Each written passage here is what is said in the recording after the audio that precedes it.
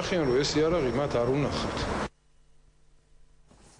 ახალი ხიდის მშენებლობა, რომელიც სამტრედიის ქუჩას მდინარე მტკვრის მარჯვენა სანაპიროსთან დააკავშირებდა, უკანონო პროექტია და ამ ხიდის მშენებლობით დიდი უგულავა თბილისელებს ატყუებდა. ასე გამოეხმაურა საკრებულოს ფრაქცია თავისუფლების თავმჯდომარე ირაკლი შიხიაშვილი ქალაქის მერის დიდი უგულავას ბოლო პერიოდში გაკეთებულ განცხადებებს. საკრებულოს წევრმა ბრიფინგზე ის დოკუმენტები წარმოადგინა, რომელიც მუნიციპალური განვითარების ფონდმა გადასცა. მისი თქმით, დოკუმენტში არსებული მასალები იმაზე მიუთითებს, რომ ხიდის მშენებლობა არ ამართებულია. შიხიაშვილის თქმით, ხიდის მშენებლობა 80 მილიონი ლარი დაჯდებოდა.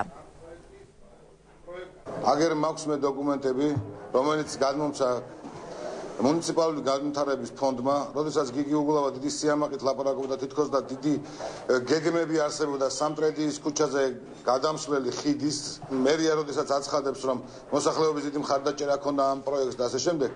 და მუნიციპალური განვითარების ფონდთან ერთად ჰქონდათ ესეთი გრანდიოზულად სასიკეთო საქმე დაწყებული ქალაქისთვის. სინამდვილეში ეს პროექტი არ იყო ბოლომდე დასრულებული და რაც მთავარია ერთი ნიუანსი.